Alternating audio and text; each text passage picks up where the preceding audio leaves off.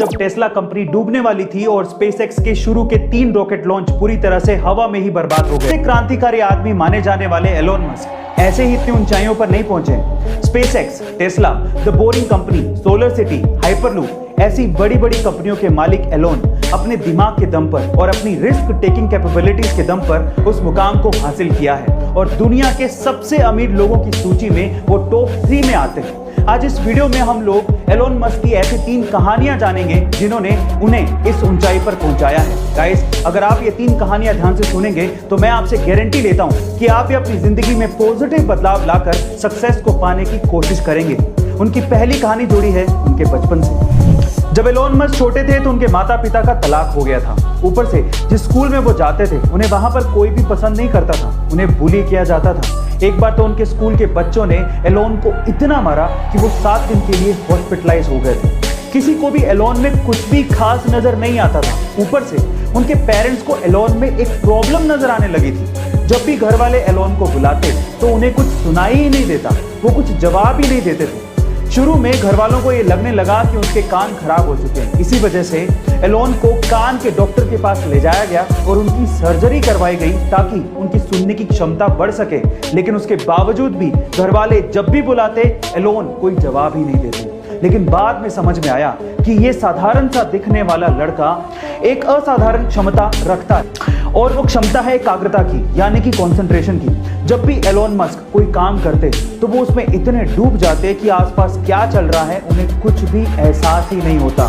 जब वो बुक्स पढ़ते या फिर कोई काम करते या फिर सोचते तो वो पूरी तरह से अपने माइंड को कॉन्सेंट्रेट कर देते थे। गाइस, यहाँ पर उनके बचपन से ये बात सीखने लायक है कि जब भी आप कोई भी काम करें अपना 100% फोकस सिर्फ उसी काम पर लगाएं, आपको सक्सेस मिलेगी ही।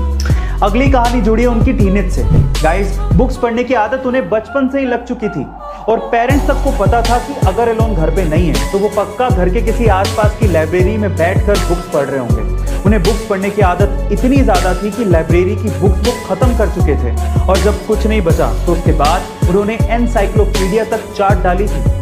अपनी पढ़ाई को आगे कंटिन्यू करने के लिए उन्होंने साउथ अफ्रीका छोड़ा और वो कनाडा शिफ्ट हो गए। बाद में हायर स्टडीज के लिए वो यूएस चले गए। तब यूएस में जॉब्स के क्राइसिस बहुत ज्यादा थे, लेकिन इंटरनेट का क्रेज बहुत बूम पर था। तब उन्होंने अपने भाई के साथ बैठकर इंटरनेट पर कुछ करने की सोची। उस वक्त उन्होंने ये ध्यान दिया कि येलो पेजेस नाम से एक बुक आती है जिसमें छोटे बड़े जितने भी बिजनेसेस हैं वहां पर लोग इनके कॉन्टैक्ट नंबर और उनके एड्रेस को ढूंढा करते हैं। तो उन्होंने सोचा कि क्यों ना एक ऐसा सॉफ्टवेयर बनाया जाए जिसमें येलो पेजेस की जरूरत लोगों को पड़े ही नहीं और सारी चीजें उन्हें इंटरनेट पर ही अवेलेबल हो जाएं। उन्होंने कंपनी का नाम रखा Zip2 और आगे चलकर ये कंपनी इतनी ज्यादा फेमस हो गई कि कॉम्पैक्ट ने इस Zip2 नामक कंपनी को $307 मिलियन में खरीदा और एलोन मस्क 27 साल की उम्र में ही मिलियनेयर बन चुके थे। अब वो चाहते तो आगे की सारी जिंदगी बड़ी आसानी से काट सकते थे, लेकिन अब सुनते हैं उनकी तीसरी कहानी जिसने उन्हें अमीर और मशहूर बना दिया।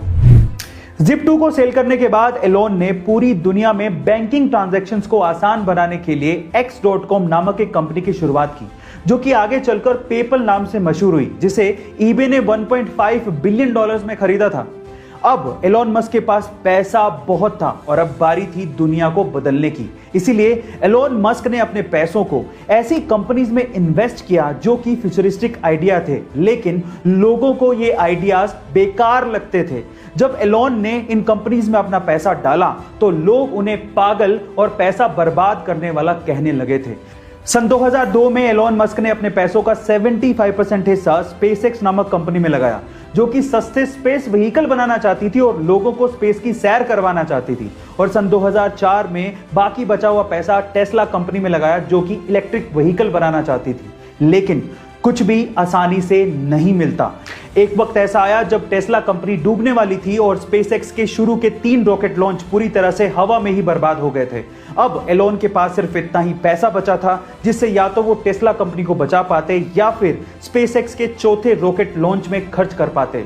फिर से उन्होंने हिम्मत दिखाई, रिस्क उठाया और अपना पैसा स्पेसएक्स के चौथे रॉकेट लॉन्च में लगाया, जो कि फॉर्चुनेटली सक्सेसफुल रहा और नासा ने तब एलोन मस्क को बैक किया, $1.6 बिलियन की फंडिंग दी। उसके बाद से स्पेसएक्स ने कभी पीछे मुड़ के नहीं देखा और आज स्पेसएक्स दुनिया की टॉप 6 स्पेस एजेंसीज में शुमार है और टेस्ला ने तो एलोन मस्क को दुनिया का सबसे अमीर आदमी बना दिया है। यहां पर सीखने लायक बात यह है कि अगर आपके आइडियाज पर आपको भरोसा है तो रिस्क जरूर उठाओ, क्योंकि किस्मत भी उसी का साथ देती है जो कि अपने आप पे विश्वास रखता है और रिस्क उठाता है। याद रखो, गिरते हैं सिपे सलार जंगे मैदानों में, वो क्या गिरेगा जो अपने घुटनों पर चले।